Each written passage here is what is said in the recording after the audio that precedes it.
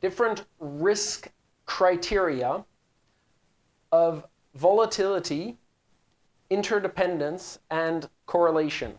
Volatility tells you how variable a risk and the source of that risk are over time. So you see these two different graphs. You have one that's red and one that's in green. Now, I think for you, it's going to be pretty obvious which one is more volatile. Of course, it's the green one. The green risk, say there's a stock portfolio, varies more, goes up and down more than the red one. So very volatile risks can change quickly. Interdependence. It's the link between risks so that the combinations of risk would have a severity greater than the sum of the individual risks. Let me try to understand this. We have on this graph two things that seem to be moving more or less together, I'd say, until the last point. Say we have a risk that we could have a rise in unemployment. And a rise in unemployment of 1% would be associated with a 0.5% decline in real GDP growth. Now, actually, I took this from a scientific paper on 30 years of research in the US.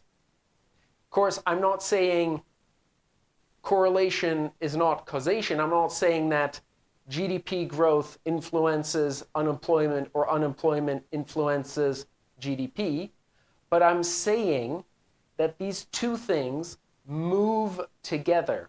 And what's important for you to understand is that, so these risks are linked. Maybe your GDP growth could give you problems in your company. Maybe a rise in unemployment could make you lose your job.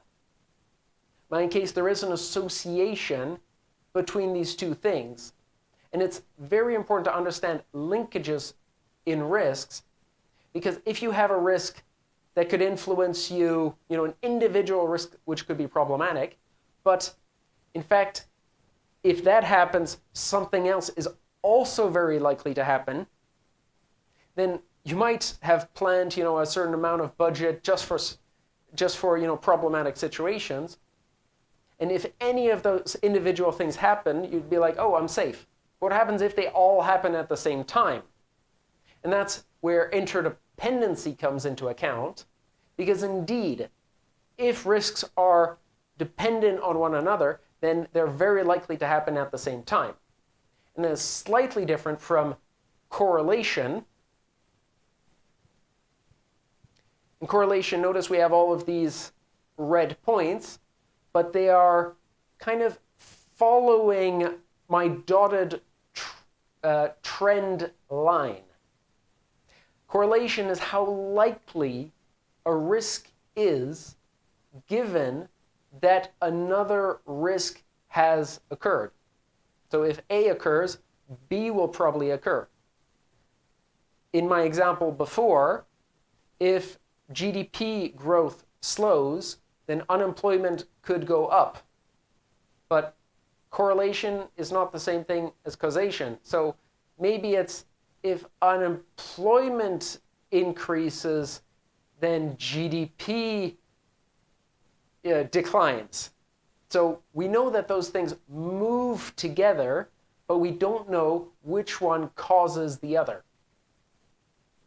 It's the degree to which risks are linked together, and highly correlated risks will likely happen together.